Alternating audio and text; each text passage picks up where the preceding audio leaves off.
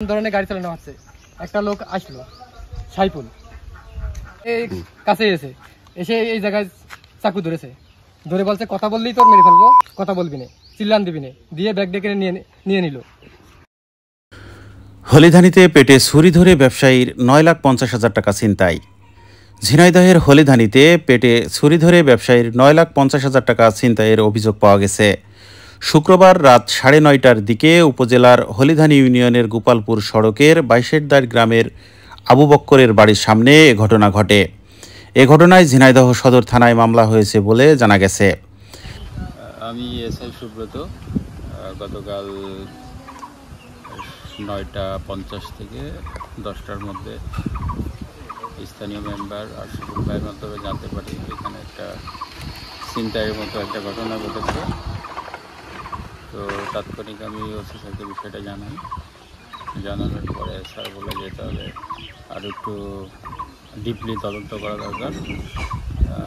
কিছুক্ষণের মধ্যে বাসেরদারের লোকজন থানায় যায়, তারা একটা অভিযোগ দেয়। এই অভিযোগের প্রেক্ষিতে আমরা প্রাথমিকভাবে স্থানীয় মেম্বার সহ বাদী সহ এসে বিভিন্ন লোকজনের সঙ্গে কথা বললাম, যারা ঘটনার প্রত্যক্ষদর্শী ছিল কিনা আমরা এটা জিজ্ঞাসাবাদ করলাম। পরবর্তী কার্যক্রম চলমান থাকবে। ছিনতাইয়ের শিকার ব্যবসায়ী মিজানুর রহমান বাইশেরদার গ্রামের মৃত আব্দুল কাদেরের ছেলে। হলিধানি বাজারে তার ব্র্যাকের agent banking, TV fridge showroom, electronics পণ্য এবং ফার্নিচারের শোরুম রয়েছে। জানা গেছে গত 23শে মে শুক্রবার তার ব্যবসা প্রতিষ্ঠানে হালখাতা শেষে মোটরসাইকেলে বাড়ি ফিরছিলেন।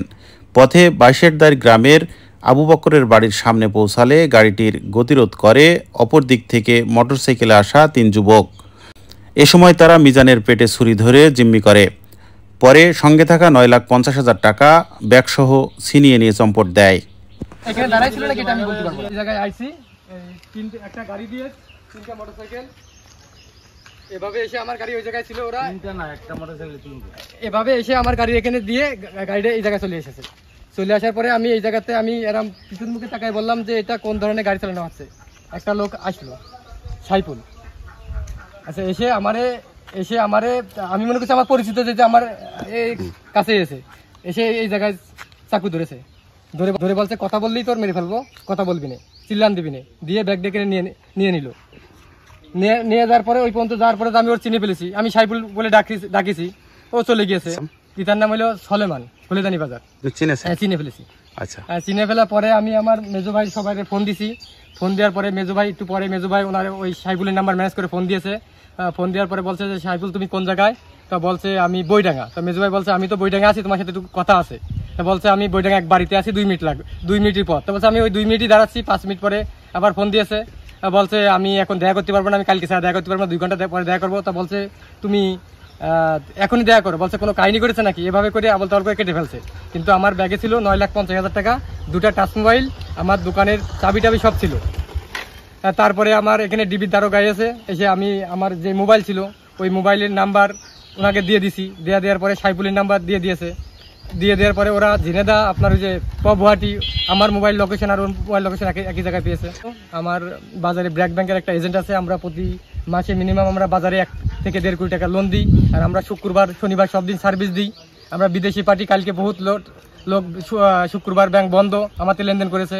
হালখাতার টাকা ছিল, আমার টিভি ফ্রিজের শোরুম রয়েছে, ফার্নিচারের শোরুম রয়েছে, কুকারিজের শোরুম রয়েছে, আবার বিকাশের বড় ব্যবসা আছে, ওই বিকাশের ব্যবসার টাকা ছিল, 3 বাজে টাকা ছিল।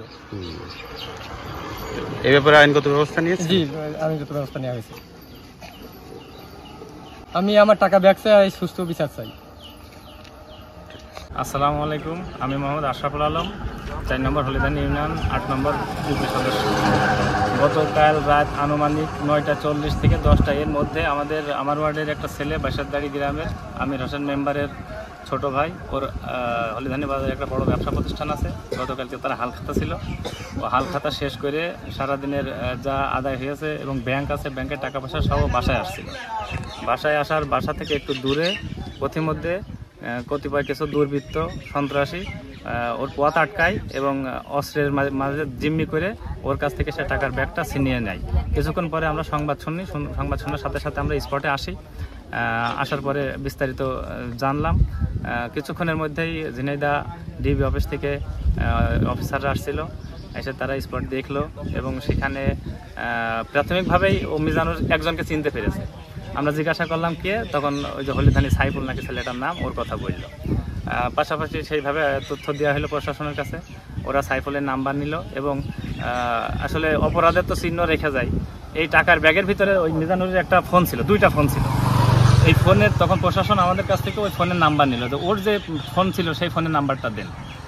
তার আগে ওরা সাইফুলের নাম্বারটা ট্র্যাকে দেয়। ট্র্যাকে দেওয়ার পরে ওর নাম্বারটা ঝিনাইদহ টার্মিনালের আশপাশে এখানে দেখে। পরবর্তীতে যখন প্রশাসনকে আমরা জানাই যে ওই টাকার ব্যাগের ভিতরে আরেকটা মোবাইল ছিল, সেই মোবাইলের নাম্বারটা নিল এবং সেই মোবাইলের নাম্বারটা নিয়েও যথারীতি সেই সাইফুলের ফোনের লোকেশন এবং ওই টাকার ব্যাগের ভিতরে যেই ফোন ছিল সেই ফোনের লোকেশন, সিমের লোকেশন একই জায়গায় দেখতে পাই। তারপর থেকেই ফোন বন্ধ এবং লোকেশন দেখার পরে সেখানে আমরা লোকজন পাঠাইছিলাম। ফোন বন্ধ করে ওই জায়গা থেকে স্থান ত্যাগ করে কোথাও না কোথাও এখন আত্মগোপনে আছে।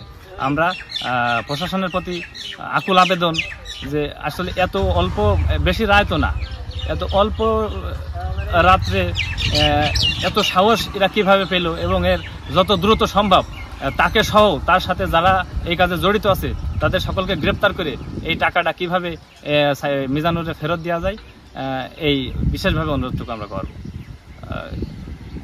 এবং এমন শাস্তি আমরা চাই যাতে পরবর্তীতে এই ধরনের কোনো কাজ করতে কেউ আর সাহস না পায়। ধন্যবাদ। কালকে রাত্রে যখন এরা 4 মিনিট আগে ওর বড় বাইরে নিয়ে গেল আমার ছোট ছেলে, 4 মিনিট আগে, তা আমি বসাই মশারিটা আগে কেবলই জানলাটা লাগাবো, এর ভিতরে একটা সাইকেলের শব্দ শুনলাম।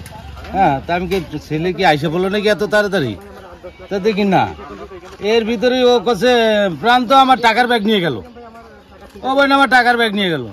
এখন ওই প্রান্ত আবার আমার ঘরের তালা মেরে থুয়ে গেছে, আমরা তার ঘরতে বাড়িতে পারছি।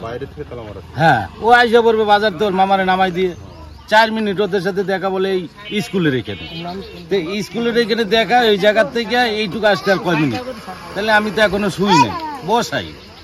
এই অবস্থায় ও যখন চিৎকার করা শুরু করলো, তা আমি বললাম চাবি নে, তালাটা খুলে দে। ও চাবির মধ্যে তালা লাগাই দিয়ে ওই আবার দৌড় দিছে চোরের পিছে, কিন্তু আমি ঘরে আটকে দিয়েছি। পরে এই যে এই বাড়িতে আমার এই বোন যেয়ে তালা খুলে দিয়েছে আমি বাড়ি, মানে